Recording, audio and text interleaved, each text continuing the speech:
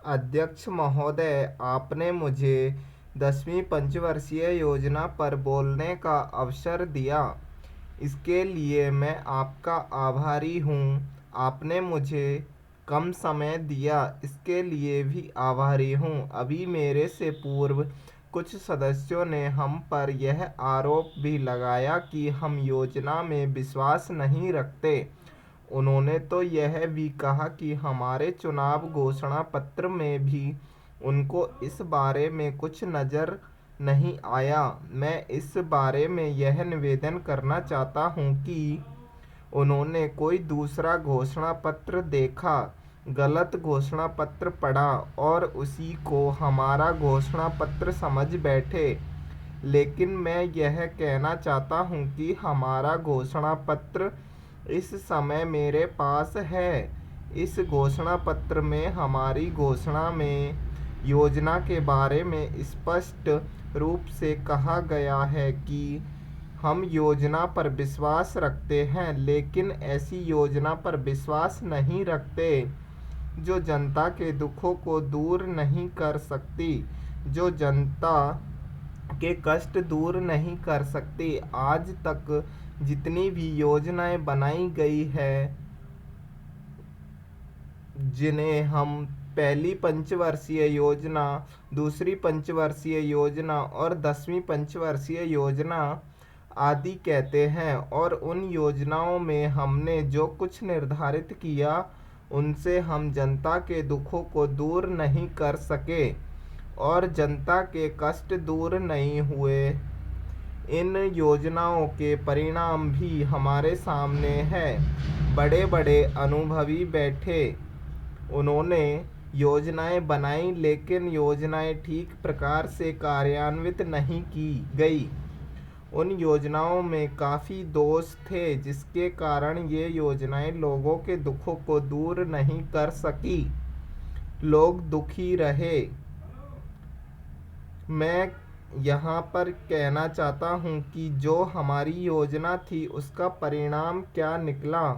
उसका परिणाम यही निकला कि हमें रुपए का मूल्य कम करना पड़ा। जो योजना होती है वह राष्ट्र धन को ऊंचा करने के लिए बनाई जाती है, लेकिन हमारे सामने आंकड़े हैं, इसका परिणाम हमारे सामने है। हमने अब तक 9 पंचवर्षीय योजनाएं कार्यान्वित की है, लेकिन हमारी प्रति व्यक्ति आय में और जीवन स्तर में अपेक्षित वृद्धि नहीं हुई है। यह दुख की बात है। मैं यह कहना चाहता हूँ कि हमारा ऐसी योजना में विश्वास नहीं है जो जनता के कष्टों को, जनता के दुखों को दूर न कर सके।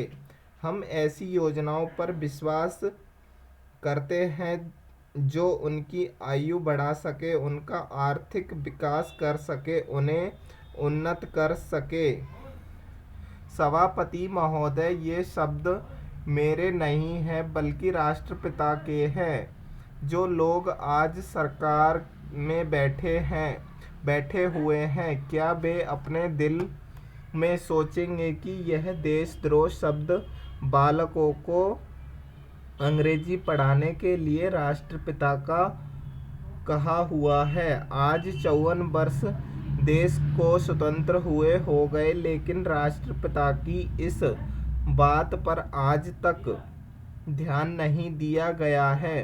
अंग्रेजी भाषा को पढ़ाना क्यों बंद नहीं किया गया और उसको दैनिक कार्यों में क्यों प्रयोग में लाया जाता है। मैं इस बात को कई बार इस सदन में कह चुका हूँ और मैंने इस विधान परिषद की नियमावली में 1 वर्ष पहले एक संशोधन भी रखा था, लेकिन मेरा दुर्भाग्य है कि वह संशोधन वर्ष भर से इस सदन में प्रस्तुत नहीं हो सका। मेरी अपनी राय है कि कम से कम दैनिक कार्यों के लिए यदि सरकार अंग्रेजी भाषा पर प्रतिबंध लगा दे तो बहुत अच्छा हो, और जो यह अनुशासनहीनता है वह भी समाप्त हो जाए। सभापति महोदय, जैसा कि मेरे मित्र ने कहा, लड़कों के माता पिता अंग्रेजी का प्रयोग करते हैं और उनके शिक्षक भी उसका प्रयोग करते हैं, फिर बालकों पर उसका प्रभाव क्यों नहीं पड़ेगा। मैं उनसे सहमत हूँ कि बालकों में नकल करने की आदत होती है। जैसा वे अपने बड़ों को करते देखते हैं वैसा ही वे करते हैं। अगर हम कोई बुरा काम करेंगे तो उसका प्रभाव बालकों पर अवश्य पड़ेगा। आप देखेंगे कि जिस मनोवृत्ति के माता पिता और शिक्षक होते हैं उसी प्रकार के बालक भी होते हैं। हम दूसरों को तो परामर्श दे देते हैं लेकिन स्वयं उस पर अनुपालन नहीं करते। इसके साथ ही साथ हमको शिक्षा प्रणाली की ओर भी ध्यान देना है। शिक्षा के जिन तरीकों को आजकल अपनाया जा रहा है वे वास्तव में लाभकारी नहीं है। सरकार की ओर से इस प्रकार का आदेश होना चाहिए कि 14 वर्ष तक बालकों को अपनी मातृभाषा में ही शिक्षा दी जाएगी और दैनिक कार्यों में भी अंग्रेजी का प्रयोग नहीं होगा। इस प्रस्ताव में अनेक महत्वपूर्ण बातों की ओर ध्यान दिलाया गया है।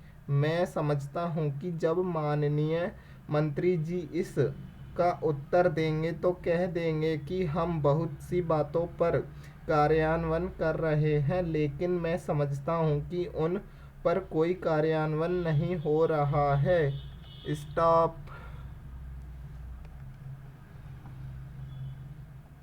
तो ये रही दोस्तों आपके लिए एक डिक्टेशन जो कि मैंने पढ़ी। इसके अंदर टोटल 800 शब्द हैं।